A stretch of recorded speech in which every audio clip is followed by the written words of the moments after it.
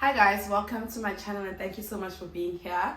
Today's video was supposed to be a what I eat in a day vlog, but we haven't had electricity since 5 a.m. It's about 11 a.m. now and we still don't have electricity, so I just figured, you know what, instead of not posting at all, let me just do a sit down. I don't like posting sit downs back to back, but instead of not uploading at all, because I'm actually really committing.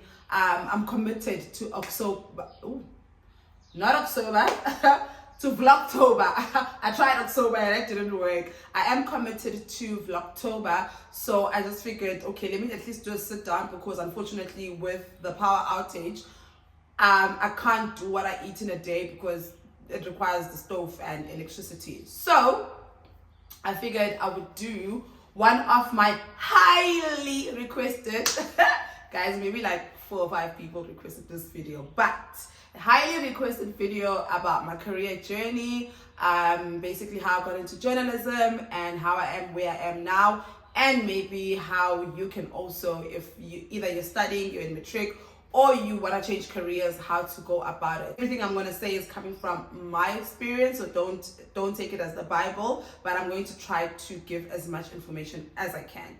Also, I am going to a meeting.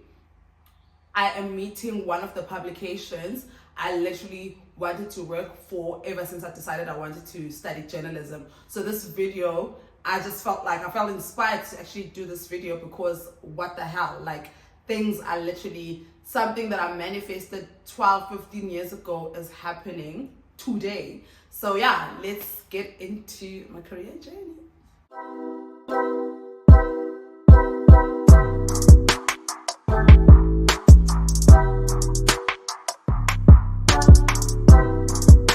Okay, you guys, so I'm going to try to backtrack as far back as possible for everything to make sense.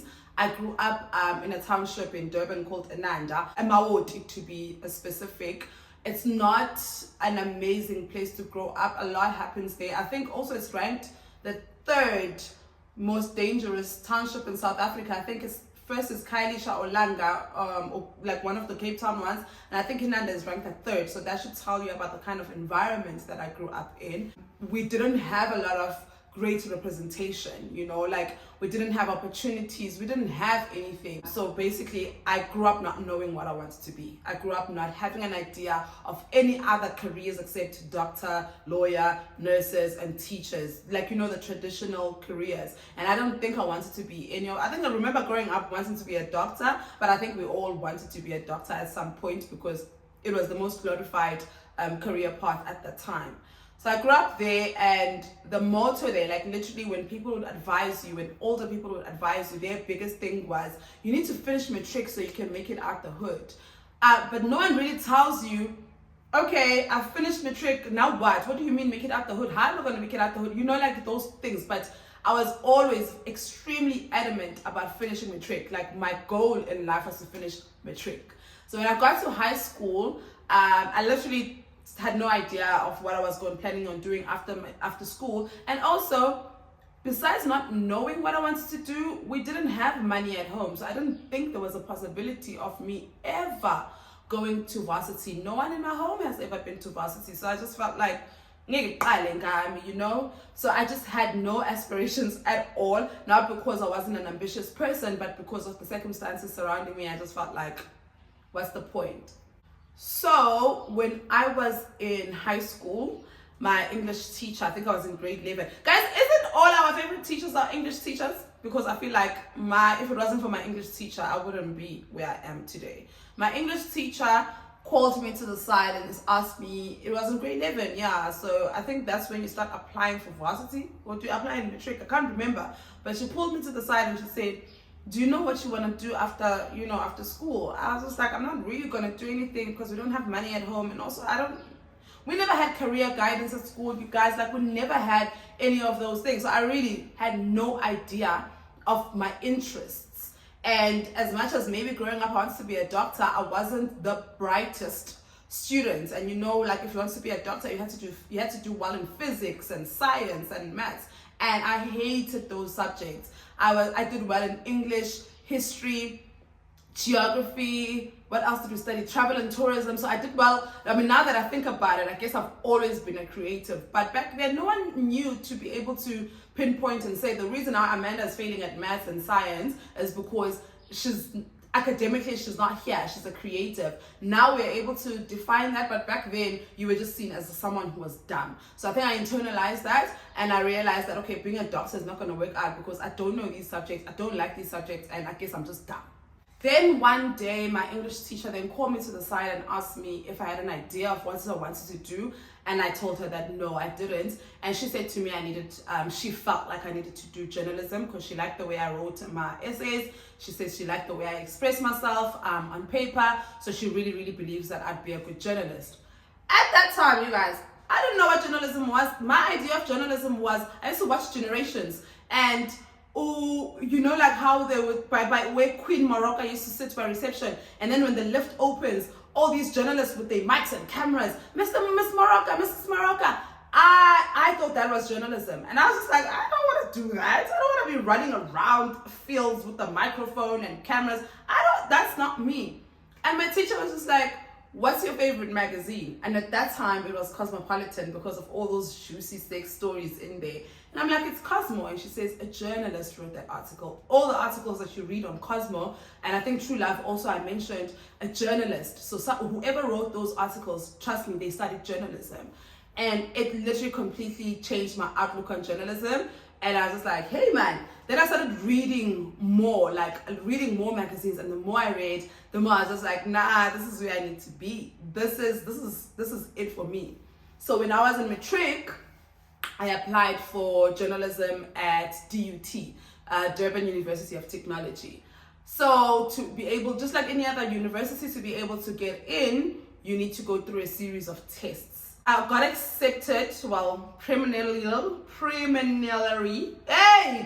got shortlisted. I got shortlisted and I had to go write a test.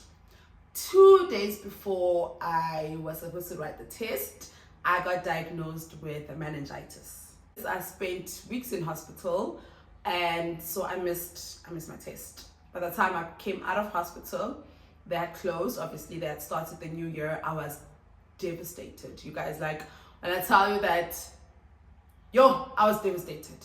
Because I had the conversation with my mom, and my mom has always been supportive. And she was just like, okay, cool, you can study journalism, even though I don't understand what journalism is. I tried to make her understand the same way my English teacher made me understand. And she got it, and she was just like, no, go. Because it's just like, imali, so it's up. My mom was just like, go. My mom, guys, I think this is where I got my personality from, where just do it. A plan will come up. Something's going to come up. My mom is also like that. My mom is very much a do it. Like my mom's motto is and basically in translation, a plan will be made. Like something's gonna come up. So to know that I had the support of my mom to go study something as unconventional as journalism at the time, but to know that I wasn't able to study it because I felt sick, I felt like it was devastating to me. Absolutely devastating. So by the time I came out of hospital, I obviously couldn't. So now I'm Kaya. I go around telling people that I took a gap year, but it was not a voluntarily gap year. It was a matter of I didn't have a choice. At the most crucial time of my student life, and there was nothing I can do about it.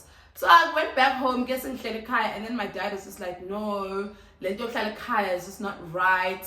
How about, I think he said I must do my license, but at that time I wasn't 18. So I wasn't of age to basically do anything. I wasn't of age to even work or legally work. I couldn't do anything except in Kai. And my dad was just like, no, how about you upgrade your matric results? Everything that he suggested for me, I was just like, yo, bro, I was frustrated. And my dad was just like, no, let's go to UNISA. UNISA, there's always gonna take someone. When we got to UNISA and I look at their prospectum, is it called prospectus? That book they give you with all the courses, there was nothing about media studies. There was nothing about journalism. There was nothing about creative arts. And I was just like, so why am I here? My dad was just like, no, I feel like you need to study law. Both my parents never got to university. No one in my family ever attended university. So I do believe that my parents really wanted to live their dream through me. So my dad was just like, study law. I was like, nah, I've not one time did I ever show interest in law. But I was just like, I'll be here and you're paying for it, let me do it. So we registered for law, and we used to do like these group classes. And I was assigned to this group of people, and every time we were together, the passion they had for what they were doing, law, but what we were doing was insane. I always felt out of place. I was just like, why am I not as passionate about this cause as everyone in this group is? So I just felt as if 2 months down the line, I was just like, what, this is not for me. So I left the group setting. I remember that day very well when I quit. I left it and I went to the beach. I took a walk at the beach, North Beach in Durban, and I saw a long line at Wimpy. And I was just like, what is this line about? This chick is just like, oh, they're hiring. Silly me, I joined the line because I'm just like, what? I can't go home and say I quit law, but also if I go home and say I quit school, I need to, have some backup. So I stand in the queue, get inside, Wimpy, I get interviewed, and I don't know, I guess they just liked me. I got hired on the spot.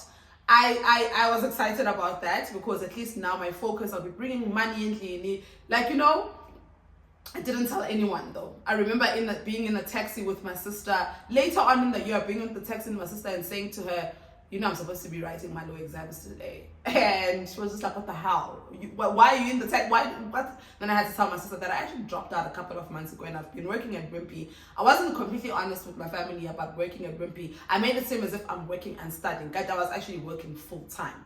While I was working at Wimpy, I still, at that time, didn't really have an understanding of what is my plan. Do I go back to DUT and apply again? What am I going to do? And then one of the girls I grew up with, Enanda, we were in contact and she was studying at TUT. And then she says to me, why don't you just come to, because I was talking to her, she's like, why don't you just come to Pretoria, come to TUT? And then she fast mails me the application forms, and literally guys, I was just like, let me just. I apply, I pay, I think at that time the application fee was 160. I took it from my pocket because I was working as a working girl now at Wimpy. I applied, I sent the forms back to my friend and she went and dropped them off at the administrative whatever. I then get a phone call like 4 months later. I even forgot that I applied. I get a phone call and I'm told that, listen, you've been shortlisted for journalism. We need you to come to Pretoria to come write the test. And I'm just like, what the hell? My family doesn't know that I did this. No one knows what I'm doing. And will my mom allow me to go to Pretoria? Now like reality hits. I was just like, whatever. My grandmother was a domestic worker and she was working in Kilani in Joburg at that time. So I call my grandmother and I tell my grandmother and I'm extremely close. There are some things that she knows about me that my mom don't know. So I call her and I tell her what's happening, and she says no, she'll lie to my mom and say I'm going to visit her. Nana she does that. I book a bus to Joburg. My grandmother's boss at the time, God bless his soul, unfortunately he passed away, sent a driver to come pick me up at Park Station. From Park Station, I go to Kilani to go freshen up. That driver waited for me, drove me to Pretoria, to TUT, where I spent the entire day there while this driver guy waited for me. They even gave me pocket money. Like, yo, guys, I was so lucky at that time. I write the test, I get to TUT, I write the test, and immediately after that, I make friends with a girl who was also there to write the test. And then she's just like, oh, since we're here, let's go apply for res. I'm just like, yo, like now it's like reality is hitting me because I'm doing all of this and also my mom doesn't even know I'm here doing all of this. Anyway, I'm just like, yeah, let's go apply for res. We go apply for res. After that, I get into the car, go back to my grandmother's boss's home, and then I come back to go back to Durban like nothing happened. Continue working at Wimpy, and I think a month after that, I get a phone call being told that I've been accepted at journalism school. And I was just so excited. And obviously now I have to tell my parents. And they tell me that, oh, and also I've been assisted at journalism school and I got raised. So in the letter states, registration for journalism is 1.5 and raise is 1.2. Guys, when I tell you that I worked double shift at Wimpy to at 2.7, and I did that. So by the time I went to my mom, I had a plan. So my mom, I applied for this thing. I've got the 2.7 to push me just for registration. And Nobo, I don't know. Funny enough, my mom was the most supportive person. She was just like, go. And it's fine, you can go. I will support you. My mom, and then I find out when I get there that school fees is 15K and raise is also 15K, so 30K for the year. My mom was willing to resign at work just so can get the little crumbs from her pension fund to pay for my school fees. But luckily, when I got to school, I met Uyonela, a friend of mine, Uyonela, who was doing her second year there, and she told me about NEFSAs. And she's just like, I feel like you qualified, you're previously disadvantaged. And then guys, I applied for NEFSAs, I get it, and the rest is history. But that's how I then get into journalism school. And I remember my first day in that class, I sat around and looked at everyone when the lecturer was speaking. I was just like, this is home. This is where I need to be. I didn't feel the same way I felt when I was in law school. So that's when I knew I made the right decision. Fast forward to study, fall pregnant. That's another video for another day. But still, even with all the pregnancy, I was able to make it through and graduate within record time. So what also helped us at TUT, I don't know how other schools do it, but at TUT, I don't know if they still do it, but at that time at TUT, when you're studying journalism, in your second year, you are forced to work for the radio station. At that time, it was called Top Stereo. I think now it's called TUT FM, but it was called Top Stereo. You are forced to work for, it's part of your syllabus to work for the radio station and to work for Record newspaper, which is a community newspaper under Caxton magazines.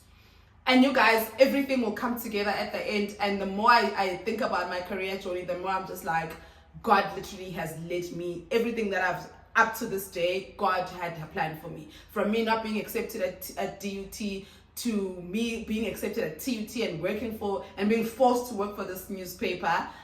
So basically what I'm trying to say is, by the time I left school, I had a portfolio because we were forced to do these articles and I hated everything about it. But at the end, it turned out well for me. So I worked at Top Stereo. I think students were allowed to work at Top Stereo on Fridays. So I used to work as a producer, a content producer for the station. Well, for a show, we had a current affairs show where they would pick someone in class to present the show. And I think I presented once, but it wasn't that great. And then I worked as a producer, which I completely loved. And also there was Record, where I think to pass the year, you would have had to have a couple of, like a certain number of published articles on the newspaper. I enjoyed radio, working at Top Stereo FM. I enjoyed it so much that I believed that my career journey was in radio. Broadcasting was where I needed to be. As a result, I even majored in broadcasting because I think we had a choice. I think in third year, we had a choice in creative writing and broadcasting. I chose broadcasting. And because I believed, I'm a radio girl. That's where I need to be. So after that, I graduated and I applied for an internship at YFM. I got called for a job interview. They were not so sure about me, so they made me do like a test where I read the news. Mind you guys, when I did the Top Stereo at TUT, I tried presenting once and I flopped. So when I went to the YFM thing, I wanted to be behind the scenes. I wanted to be the news writer, the content producer, or whatever. But when I got there, the test was for me to read the news, and I flopped it. Like, understandably so. I knew I was going to flop it because it's not something that I was good at, like, at that time. Now I think I would kill it, but at that time, I flopped. I failed it. But I can't remember what he was at that time. The boss at that time was just like, no, it's fine. Come back. Let's trial you.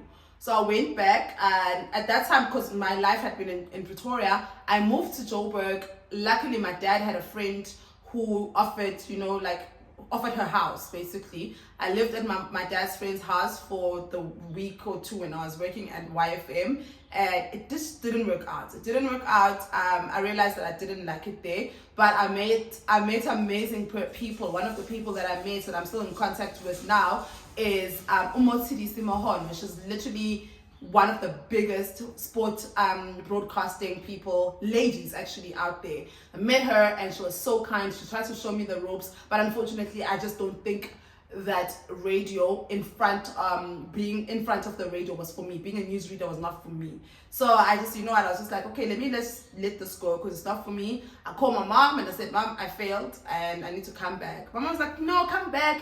Ikoni East Coast Radio, ikoni Gagasi FM, ikoni Kozi. You'll find something in Durban. Come back. As I was about to, go pack up my bags and stuff, I get a phone call. Random phone call from a lady called Jenny. She's a PA at Caxton, and they got my CV and they'd like for me to come interview. Mind you, I don't remember ever applying at Caxton magazine, and the magazine is called Your Family Magazine. I was just like, Your Family Magazine, I don't even know Your Family Magazine, but I was just like, girl, went and bought Your Family Magazine, went and interviewed. As mentioned, you guys, I had a portfolio from school. So I carried it everywhere for my interviews, and I carried it to my interview with Caxton magazine. Also, I don't know if it's worth mentioning, being kind, whether to the cleaner or to the CEO, being kind got me my first internship. So what happened was, when I got to reception at Caxton, I bumped into this old lady, and I think she dropped files or whatever, and I was just like, this lady is so old. And I picked up her files for her and I give it to her. And then she says to me, oh, where do you work? And I'm like, no, I don't work here. I'm here for a job interview. She says, oh, with who? And I tell her, with Your Family Magazine. And then she says, okay, cool. All the best. Tell me why, when I walked into the office of me being interviewed, I'm being interviewed by the same granny. Tell me why. Literally, when I sat down, she says, when do you want to start? I had my portfolio, I'm ready to show her my work, and she was just like, can you start? I think I interviewed in January, and she was like, can you start in February? Basically, kindness got me that job, even though I was prepared. I didn't really interview. She was just like, I can tell the kind of person you are, and it's usually, you can teach someone a job, but you can't, personality or muntu, you can't teach it. You can't teach someone values and morals and stuff like that. So I think that's where she was coming from, and I got that job. I got that job in 2010. I worked as a intern. I used to write, magazines will have like these short articles, so I was responsible for that, though, whether it's a gig guide or like short interviews, those quirky ones, and also help write the horoscopes. So that's what I used to do there. I was there for about 6 months, and then my editor at that time, this lady I'm talking about, she says she feels as if this magazine is a bit too old for me, so she would like for me to go try other magazines, because Caxton had 16 magazines. So there was an internship position available at Essentials magazine. I don't even think they still exist, and they were looking for a fashion intern. I know nothing about fashion. I knew nothing about fashion then. I know nothing about fashion now, but it was a great opportunity. Went to Essentials magazine, so basically I was a fashion intern. I used to follow around the fashion editor, help her source clothes, help her return clothes. It was an exciting job, Shem. It was really exciting, but I didn't write as much as I wanted to. 3 months into that, my editor at that magazine calls me and he says, now that I think about it, it was a bit laced with racism because I was the only black person in the team. He says to me, I feel like you would thrive at Bona magazine. Bona is also part of Caxton. And I'm just like, in my head, I'm like, of course I would thrive at Bona magazine. Shit, those are my people, and they're writing for a woman that I know. So, of course. But I'm just like, yeah, but there is no position available. He's just like, no. He goes to the editor at Bona magazine at that time, Ntokozo Masego, and he's just like, you need to hire Amanda. She's the most amazing person on earth, blah, blah, blah, blah, blah. I think he was trying to get me out of his magazine, but in him doing that, gave me the biggest opportunity, because now Ntokozo then called me for a meeting and she liked me and she hired me. That's when my beautiful career in magazines started, and I will never forget. I'll never forget that day. She hired me, she liked me, she gave me a job, and I started as a features writer. basically writing. There was two of us, me and my friend and colleague at the time, but now we're friends, Upila. She now produces Tipo Tasha's show. Like, basically what I'm trying to say is everyone that I grew with is doing amazing things. So it was the two of us. We were the only two writers there, where there was a beauty editor, fashion editor, but for the magazine itself, it was just the two of us. And I think we killed our roles. I think I was responsible for like 12 articles and Pilar was responsible for like 15 articles, but we killed it. We were passionate about the job and I learned so much during there. And in being at Bona, obviously being a journalist requires you to travel, go to events, and then you meet outside people. And that's when my relationships in the industry grew. While I was at Bona, I was just like, no, we need a Facebook page, we need a Twitter page, let's do it. Also, luckily, she was a young editor, so she never used to be like, no. She was just like, go for it. So I started the Facebook page and I started the Twitter page and Instagram page, but it wasn't anything serious, man. It was just like, let's just do this. At that time, Facebook to Twitter was not a big thing. Then in 2014, the company now realized, but no, the world is moving digital and they also want to move digital. Obviously, it makes sense for me to move with the company. So I then moved from being a features writer for Bona to being a digital editor for Bona. So that's when my career in digital started. Literally, Dogozo and the head of digital at the time, her name is Ingrid, took a chance on me because I started a Facebook and Twitter page and I was interested in it.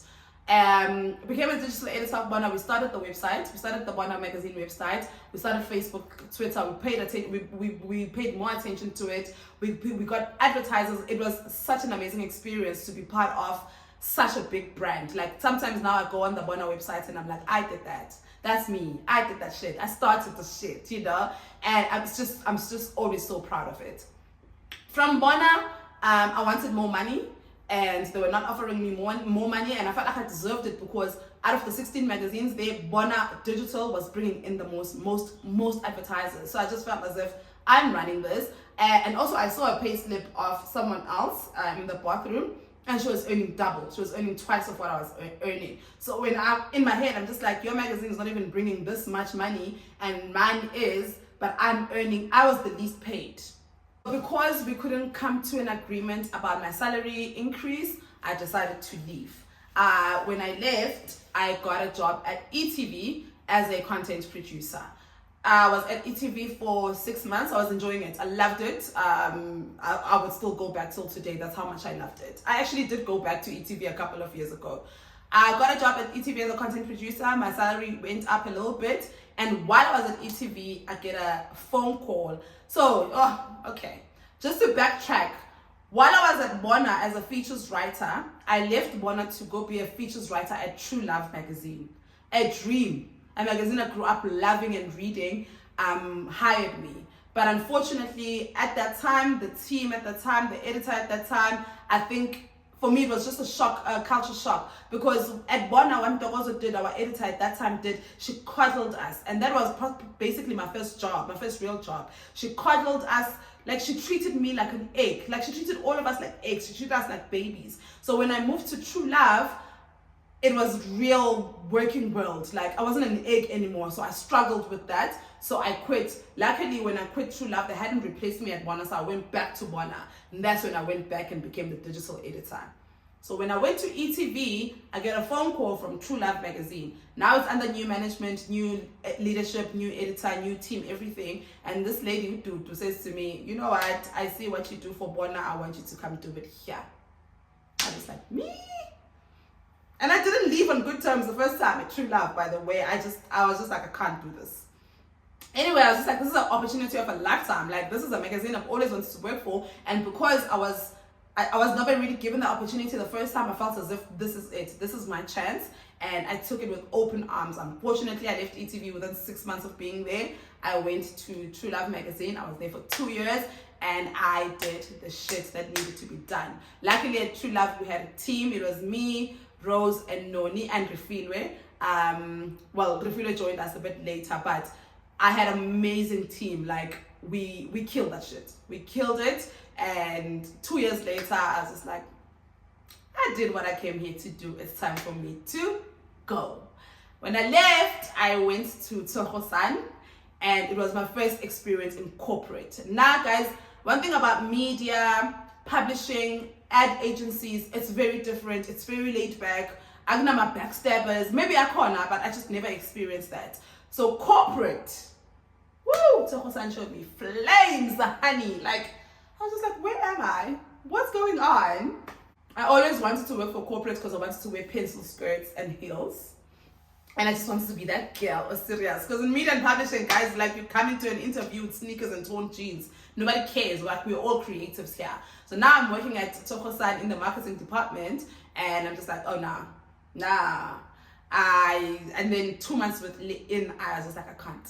I left. As mentioned, when I was working at Bona, even True Love, you guys, when you work as a journalist, you literally meet 1,000 people. Like, you meet so many people. Some of those people you become friends with. Some of those people, I guess, you become acquaintances. And some of those people are PR people that send you gifts, send you press releases. And now, one thing about me, anybody who sends me a press release, I will publish it if it's in line with what I do. So I had a great relationship with publicists, PR girls. I have a great relationship with girls in that industry. As a result, when I quit Tohosan, and this other friend of mine, Udambis, I found out I was unemployed, she then went to her boss and said, hi, Bo, we're looking for a social media manager, and Amanda Siamazi, even though we know Amanda from the other side, but it's someone we know, how about? The boss was just like, okay, cool, call her in. I got called in and I got hired on the spot.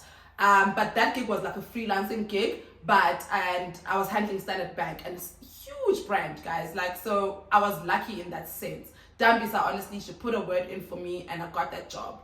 And I worked there for about 7 months. It was like a permanent freelancing gig. And then after that, I think I went back to ETV as a freelancer for about 2 months. And while I was at ETV, I got a job at there. I was hired as a social media manager. But within a couple of months, I got bored, and then they moved me to being a copywriter. Social media copy, Google adverts, banners, what else? I'd work with the above the line team to work on billboards and stuff. So it was an exciting time in my life. And that is when I felt pregnant. This is supposed to be about my career. But for you to understand, I will also mention a few things. I loved working there. I loved everything about it. I loved the people, the culture, literally everything. But I did fall pregnant. And unfortunately, the person who got me pregnant was my colleague. And there was like a rule about dating or whatever. And also, I just felt like, like it's going to be dramatic, and I don't want to be that person. So I started looking for other jobs. When I found out I was pregnant, I started looking for other jobs. And another thing for me is that I'm old enough to know that women will always take the fall. So when I felt pregnant, granted, both of us were wrong by dating in the workplace because it wasn't allowed. But trust me, who were they going to make life horrible? Who was going to take the punishment? The woman. In any situation, you guys, I don't care what situation it is, women always take the fall. It's the same as if you find out that I'm dating your man, who you mad at? You mad at me. Like, women will always take the fall when it comes to this. So I knew that, and I started applying. While I was freelancing at ETV, I was also freelancing for this NGO. So I applied, and then I find out that this NGO is looking for a content manager. I called Sibu up. Sibu is the girl who basically had hired me the first time. I'm like, girl. She's like, I thought you were happy there. And I'm like, I am happy, but I want to come back. Interview. Got the job. I mean, also there was not even need. I think the interview is just formalities because I'd worked there and I had a great relationship with the head of marketing there. And when she found out that I wanted to come back, she didn't even want to interview me. She was just like, "But come through, let's interview you," because HR wants to, to do things properly. Got the job there, and luckily, I was so lucky to get that job. I was 4 months pregnant when I started. Luckily, I wasn't showing. I started there when I was 4 months pregnant, and I immediately told my boss. I immediately told Sibu, I told my boss, and was like, listen, girl's pregnant. But I lied and said I didn't know. I knew when I was a month that I was pregnant. So by 4 months, girl, I knew I was pregnant. I lied and I said I didn't know, but they were like, I don't even think they would have cared if I knew or didn't know. But I felt guilty. So I was just like, I didn't know I was pregnant. I just found out. I found out after I signed the contract. I think my boss knew I was lying. She was like, okay, girl. So this was into 2019. I worked for this company, Anova Health. Literally, the best company I've ever worked for. I feel like I say that about every company. Okay, let me say one of the best companies that I've ever worked for. The work that we did there was so meaningful. The work that the company does is so meaningful. The company's mandate is to get everyone who's HIV positive, to get them on ARVs. So my job as a content manager was to write collateral for clinics, write collateral for our websites, basically I was an internal and external communications person there, and I loved every part of it. What I loved about Anova, we had another division that was just for the LGBTQIA community, and I was heavily involved in that division, and the work that company does for the marginalized communities and people with HIV/AIDS, it's incredible. I loved being there. I gave birth. I had to take unpaid maternity leave because the contract says you must have worked a year to qualify for paid maternity. I knew that. I went on maternity leave literally a month after going on maternity leave. The country went on lockdown, so that worked in my favor. Went back to worked for 2 years. I was there for 2 years, and unfortunately, I think I did mention it in my resignation video that they changed management. So the lovely lady that hired me left. The lovely Sibu who also hired me left. And when they changed management, they brought in this lady who basically just I didn't like me. I did talk about it in that video, so I'm not gonna dwell too much on it here. We just didn't get along, and I actually left. I left with no plan B, and luckily within a week of me leaving, I then got this job, the one that I just left. I got this job. Nakhona, you guys, it was grace of God, I get this job. I got hired literally within a week of everything, and Nakhona, at this job I worked as a social media consultant, and I worked with a couple of brands. I think I had 6 clients, and my job was basically content strategies and content creation for these 6 brands that I was working for. As mentioned in the previous video, also one of the best companies I've ever worked for. So I've been very, very lucky to find myself in amazing companies. Currently, I'm freelancing, and I know that a lot of you want to understand and want to know about freelancing. So I think I did mention earlier the importance of, I mentioned how basically being a journalist exposed me to 1,000 people. I know a lot of people in the industry, and I think that I don't want to toot my own horn, but I think that I'm a nice person, I'm a kind person, and I get along with probably 90% of the people in the industry. And the other 10% is probably just personality clashes. Like, I don't really beef with anyone. So in that alone, that makes sure that I'm never without a job, or I'm never without a freelance gig, because when I tell you guys, in journalism class, the first thing they said to us on our first day, they said, look at the person, behind you, in front of you, on your sides, and this person could be your boss one day. And they did not lie. They did not lie at all. Some of the freelance work I've gotten was from the people that I went to school with. They basically, I'm a boss, because if you're commissioning me work, I'm reporting to you, I'm a boss. Some of the freelance work I get is from people that I've met over the years. Most of the freelance work.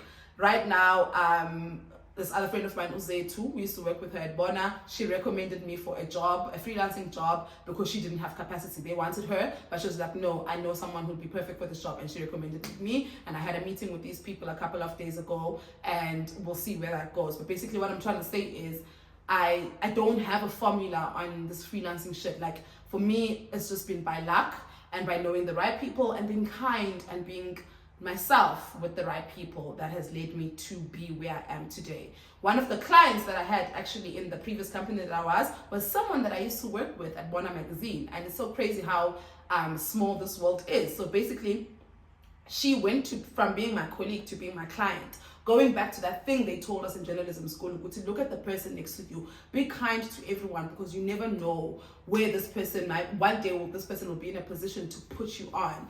And that for me stuck. It literally stuck. I mean, besides the fact that I am naturally kind, but it stuck. Like, to be just respect everyone around you. You never know. And also put yourself out there. I don't have an issue with putting myself out there. When I resigned at my previous job with no plan B, I literally, first thing I did was go on LinkedIn and say, guys, I'm jobless, I need a job. I went on Twitter, and I get DMs, and I get like I got like people being like, okay, cool. But it's people I know. That's another thing.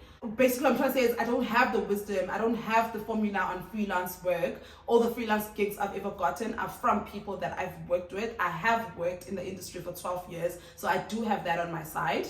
I do know basically the entire PR and advertising industry, so I've got that on my side. Like if someone is sitting at an agency and they need like a social media manager for a month or two, I pop up because I do know those people. So I've been very lucky in that form, Guti.